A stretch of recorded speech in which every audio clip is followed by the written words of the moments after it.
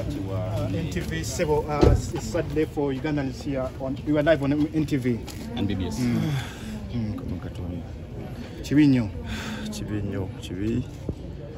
Chibinyo mawulire ganaku segirinya tewali fudde mu kaseera kano segirinya tulina story nyingi ez'okutegeeza bannayuganda segirinya twabonaabona Mukama Katonda takuwadde mukisa kusobola kweyagalira mu bulamu bwo Mukama Katonda ennaku bisoma 5 nga muli mu kkomera segirinya Muhammadi baddenze mbani n'essuubi buli kaseera nti ogenda kudda engulu oterere kubanga obadde ng'ompa essuubi buli kaseera wekusinkana segirinya Muhammadi segirinya Mukama Katonda that is Honorable Alan Sewanya Namachini West MP, the one who was incarcerated.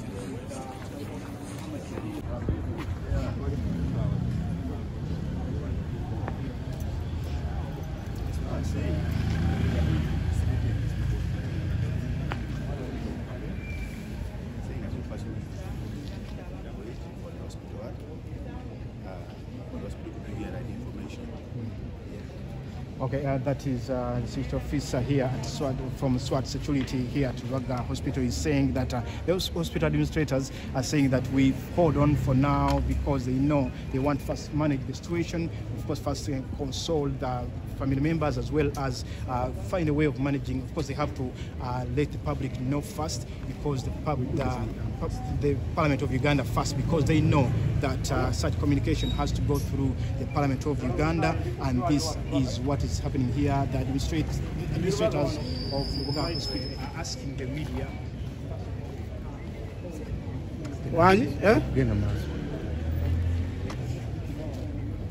Undaba ko TV. Ambale bawati go badon ko bidde. Gena maso. Kitalonye eky'omubaka Honorable Segirinya tubadde naye ebbanga ddene tuwangadde ne Segirinya activities zonna tuzikoze fenna mu ggwanga lyonna. Amawulire gano ngafunye mbadde ku Buganda Road Court olwaliro Dr. Kiza Besigye akomezebwawo mu kooti misango gye bwenfunya mbadde awo ne bannamawulire aba NBS n'aba NTV ne batubikira okufa kwa Segirinya. Nekitalo nnyo ddala ekyo Honorable Segirinya bannakawempe bafiiriddwa nnyo omubaka abadde abakoledde mu bbanga ttono ebbanga lyabadde mu palamenti nga tannaweebwa butwa tannatulugunyizibwa tannasibibwa mu kkomera.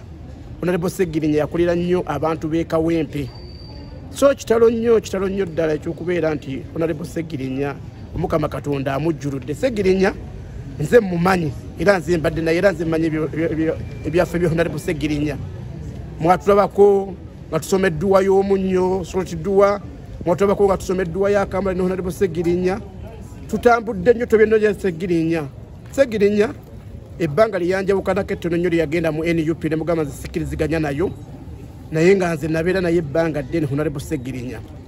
So Segirinya bw'aba afudde abantu abafaanaganako ne Segirinya bannaffe abatulugunya abantu abakwata abantu ebyabbira mu pango tubategeeza Segirinya bw'oba omusiba Segirinya bakyaliyo.